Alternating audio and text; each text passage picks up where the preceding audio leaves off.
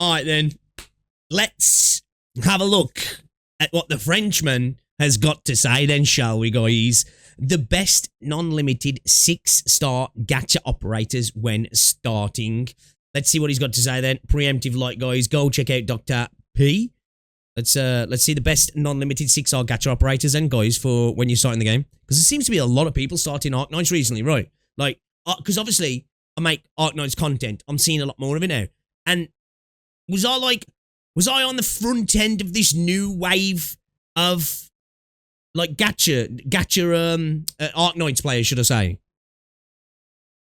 I feel like I was, like, on the front end of a new wave, because there seems to be so many new players to the game at the moment. So, yeah, let's have a listen. Hello guys, Dr. Pistachio here, and today I wanted to make a video specifically catered to new players. I have received several comments from new players asking me whether this or this 6-star is good. First of all, when you're starting out, all 6-stars are good, but some are better than the others, which is why today I will give you my top 10 6-stars you can get and I know he's talking about non-limited here, but I think I've done a decent job of building up a good team of 6-star units that are really, really good on E1, right? And I know he's talking about non-limited here, but I just wanted to add that in. Upgrade as a new player. Here are the rules of this ranking. I will not include units included in the kernel headhunting, because it's really not advised to pull in this banner as a new player. I will not include any limited unit, simply because if you're starting out, there is a huge chance that you won't have any. Finally, I won't include welfare 6-stars. This ranking is for gacha units only. In this ranking, I will mostly value units that are versatile and also powerful early on, without necessarily needing to be E2 or having their module unlocked. Also, after editing this video, I realize it's somewhat heavy in terms of information. I know these kinds of videos are not that funny to watch, but remember, I make these kinds of videos for new players. I could make some funny editing a la super, like, this video is sponsored by you. Link to the number 69. We shot it. Max out your gummy, bye. But that would be counterproductive. Okay. I love it. We gotta lift up this PvP between the Brits, the Italians, and the French. I'm here for it, man. I'm here for it. The goal is to have a pedagogical video. Bit of European PvP, as much digestible like the old days, boys. Like the old days. A bit of European PvP, eh? Info as possible in a short time. So without further ado, let's start. Number 10. Dorothy. Dorothy's skill 1 is already a pretty good skill, able to reduce the defense of enemies and most importantly, having a very high multiplier even at skill level 1. Dorothy herself has an attack that is even higher than Exusiai, making her a decent option to kill aerial units if you pay more attention to the aggro. Her mines are also pretty straightforward and relatively easy to use. Plus, they don't cost much DP. When you E1 her, her mines will even hit in AoE, making her even more deadly in your mid-game. Overall, a very solid unit that you can use in pretty much every stage, whether because you want defense reduction or because you just need a German Arknights CC. Number 9. Necrosis. At E0, Necrosis is basically a 3-people army. I've got her right, and I've not even used her. I've not even used. I need to use her. I really need to use her. That, just like Dorothy, also has a pretty powerful skill 1 that also hits in AoE. You can think of her as an AoE caster that costs less to deploy and also comes with free summons that don't take any deployment slot. All of this for almost the same stats as any single target caster. She falls off a bit in the late game, but I really believe it's not that high of a cost to pay for having a unit that can fill so many roles in the early game. Number 8. Exactly, especially as a new player. Late game's less of a worry for you anyway, isn't it? Like something that's going to give that early mid-game impact is much better. 8. Antilkia. Antilkia is a damage dealer that is almost as tanky as a defender.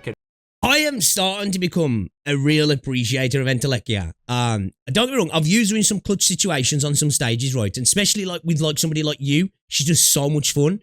Like, you know, when you're dragging a lot of units and you've got the skill on him as well, and you just Beyblade, like it's so much fun. Especially when you start lobbing a bunch of other stuff in there as well. It can be really fun to use. But like, even though she's fun, I just wasn't using her very often. She's definitely starting to get like more time in my squads now. Yeah, she's a blast, man. She's a real fun unit, and you know, you can really do some serious damage when you Beyblade him, right? Heal with her basic attacks, and when she gets E1, her versatility goes to Best the kind roof. of She fun, can be used right? with gravel to snipe any enemy on the map, will heal even more, and deal even more damage since she will get one more block, and her attacks will now start doing mixed damage, which can be extremely useful in a lot of early game stages. Skill 2 What does it last? Antilkia can be used in a wide variety of ways, whether because you bought Contrail, use gravel with her, or simply want more survivability on your defenders. I'd simply let you discover them. Number 7. Ines. Ines Yes. is currently the best Vanguard in the game. Yes. Even only at E0, Yes. she's able to Yes. deal mixed damage. Yes. Love her. Wifey. One of many in the game, but yep. Simp. Straight up simp for Ines. Yeah, nothing else to say. Generate DP, and all of this Cracked. from afar. Of course, her skill 2 is even better and gives her more range, and getting E1 also allows Ines to bind any enemy that comes in her range for a couple seconds, which can be extremely useful basically everywhere. She's one of the few units that is able to reveal invisible enemies once she gets E2. It also helps that even in the late Wouldn't know about that, but even still, really good unit. Really good unit. game, she's very much meta, And she's gorgeous. and there is no loss at all in upgrading her as soon as you get her. Number 6. Jessica the And Liberator. actually, it can be you know, the whole Dera pairing is fun as well. Jessica Alter will fill an immense amount of roles early on. Damage dealing, aerial units damage dealing, tanking, blocking. Her shield is basically a panic button that has pretty much the same role as a fast redeploy operator early on. That is to say, catching enemies that might slip through, even if they are already behind Jessica. The damage completely skyrockets when she gets E1, and she also gets access to a nice stun when she gets E2. Overall, an extremely versatile unit that you can bring on quite literally every map in the early to mid game, and is pretty much the best defender you can dream of getting early on. Number 5. Reed the Flame Shadow. Reed Alter is an extremely powerful unit, both for No, she's still good at E1 as well. She's that unit that's really good for like just getting swamped, right? She's just like she's really good for that. Not like so good for when you've got individual units and stuff, or you have a downtime and you still need units to be getting healed because maybe they're getting ranged or something like that. healing, But, buffing, yeah, and she's dealing good. damage. She kinda needs to be E1, although her S1 is serviceable, but once she's E1, you get access to one of the strongest single target heal in the game, as well as a very powerful Art Fragility debuff. Yep. Reed is still absolutely viable in the late game, both for her skill 2 and her skill 3. In fact, her skill 3 can delete whole maps by itself, on top of crashing your game. I would still advise to upgrade a regular medic even if you get her for stuff like Annihilation, but that doesn't change the fact that Reed Alter is absolutely worth upgrading regardless. If you get her, you basically get a caster and a medic in a single unit. Number 4. Pretty much, yeah. She's just a dual unit, right? She's just a dual unit. Also insane damage when you sandwich an enemy. Yeah, she's great, man. Like I say, she, definitely, if you're on a stage where you're getting swarmed by a lot of enemies, that's why, like, him pointed out Annihilation's a good point, right? Because you are going to be getting swamped. So, yeah, she's cracked for that, right? Because she needs as many enemies as possible, really, doesn't she? Pianis. Pianis is one of the strongest units in the game, and although his E1 is somewhat needed, not putting him in this list feels like a crime. And actually, what I said isn't Best 50-50 loss ever. Hands down. Don't know if it will ever be beaten. Don't know if it will ever be beaten. Like, fucking plot armor, right? Plot armor this was. Just ridiculous. Actually ridiculous. For somebody who's an E1 player, that loss, like, I swear High Mouse flicked a switch for that 50-50 loss because it was ridiculous. Actually ridiculous. exactly true. This is the attack stat of all Pianis at Elite 1 level 0. Mind you, this is even higher than Elite 1 max level Melantha, and all Pianis can even attack 2 targets at once and has a range skill. It's just that he becomes even more ridiculous once he becomes E1. Yes, he has a huge downside of having 0 defense, but with more than 2600 HP at level 1, and given how weak early enemies are in this game, I don't think it's much of an issue, particularly if you back him with some healers. Number 3. Narinuya. Slap a healer on him. Rose was there doing his thing and he clapped so hard as well. Narinuya is a ridiculously powerful sniper at E0. I don't think you would have won against Tulu without all PP. I think we would have. I do. I do. I think we'd eventually done it, right? It would have definitely took longer. It would have took potentially. We would have had to fight him. We would have had to fight it definitely in a different position. I do believe we could have done it, but it definitely shaved off a few hours, I think. Definitely shaved off a few hours. Yeah, I won't hear any of that. I think we still would have done it. But yeah, you're not wrong. It took something from being insanely hard to just being less insanely hard. Right? Because her skill only takes 10 seconds to activate and will deal damage to up to 3 enemies with every auto attack. This is probably the highest value you can ever get help from massively. a skill 1 early on. There's no but it denying doesn't that. stop here, since when she gets E1, Narinuya will also get access to her first powerful talent that also makes her a range tank, and once E2, she will get her second one, as well as getting a piwerful AoE Fight till Pianis. We won't do it, but I am planning to go back and do. I am planning to go back and do certain stages. We said this last stream. There's gonna be, you know, certain hard stages we're going back to with we was talking about maybe having like you know, like story teams, stuff like that, canon nights, doing some niche nights runs on some of these harder stages. And yeah, I'm down to do that. I'm down to that. We're speaking about this last stream actually.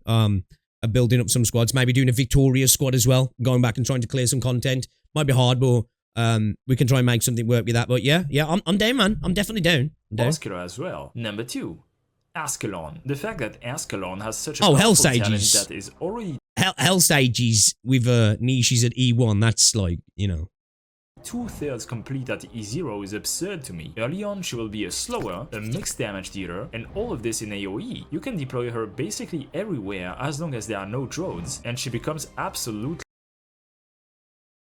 cracked. Again, you know, browsers, like, man, so many of my favorites in this list here. Yeah, you know, she's just she's been so useful in so many stages. It's actually ridiculous. ridiculous once she gets E1. This Yeah, time, ridiculous. even able to reduce the movement speed of aerial units, but most importantly, her damage Like, skyrockets. I'd even argue this isn't just like a good starting list. This is a good E1 list as well. There's definitely some good. Well, that makes sense though as well, because when you're starting, you know, you're not really going to be E2 in many units, are you? Even if that is your goal, because just out of resources and all that sort of stuff. And she can now take care of lanes entirely by herself, despite not being able to block. One of the only units able to do this. What's more, since her skill 3 is generally not her skill of choice, once she gets E1, Ascalon is already pretty much complete, so you can start focus on someone else that you may want to E2. Someone like the only honorable mention I decided to put in this list, and that's Logos. Logos has many things for him, even at E0, most notably the fact that he can literally delete enemies from the map. But the main point about Logos is his module, which makes him absolutely insane and is the only non-integrated strategist module that takes priority over his masteries. But here's the thing, modules can only be activated once at E2, so he's really not that new player friendly when it comes to upgrades. Still, for being easily one of the strongest non-limited units in the game, find him somewhat useful, obviously. But you know who is new player friendly? Number 1. Tradia. Explaining why I put Tradia as number 1 in this list would... It's just simple. Like, I am going to... For me, like, Tradia does feel like he's not a Wishadel, right? But he's almost like that sort of... That level, right? Like, being E1, I am definitely going to use him because I am. But I do want to start maybe bringing him out the squad at the minute because I've been using him for like... Well, since I've got him, right? And... Dude... He's a bit of a crutch, right? He's a bit of a crutch. But he's just fun. Like, that's why if he wasn't fun, I'd have just stopped using him straight away. Do you know what I mean? Because dude's cracked. Like, cracked. Like, just the amount of stalling you can do is just insane. But that being said, like I say, because of how fun he is, it's just, I've been like, you know, I've just been kind of just using him more than I should have, really, because the cat's just fucking fun, man. It's super satisfying. To go to is Wishadel level actually, you reckon? Do you reckon? Maybe, I suppose. A bit more specific, but he's fucking ridiculous, right? Like, the ability to stall, like, he's crazy. It is crazy. And, like, because of the way the kitty works, you can be so defensive of him as well, so he really doesn't need to be in a position to be, like, to risk him. Do you know what I mean? The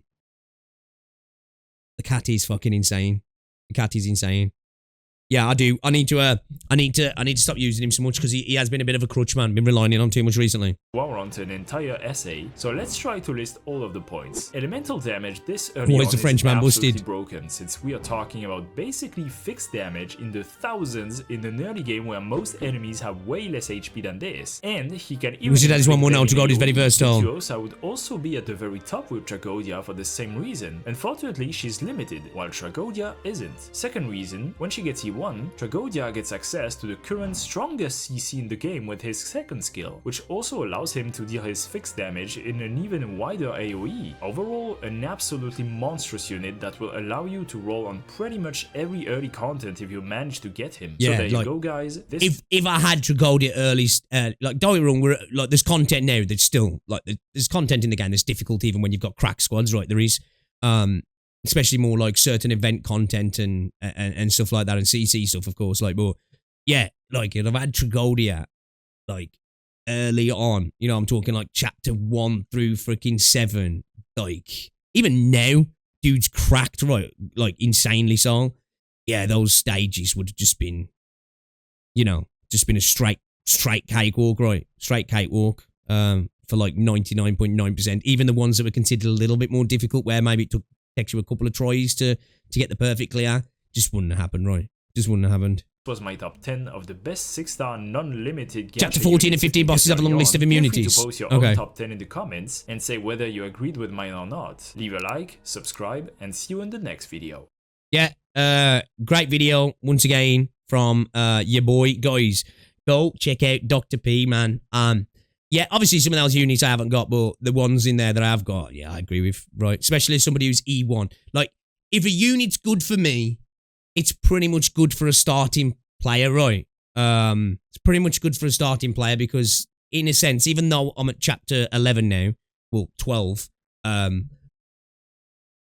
like, I'm not a starting player because I'm E1. It's kind of the same sort of thing in regards to, like, you know, if it works for me, it works for an early player, right? Because you're not going to be really too many units. So, yeah, if it works for me, man, works for an early player, really. Definitely. Yeah, great video.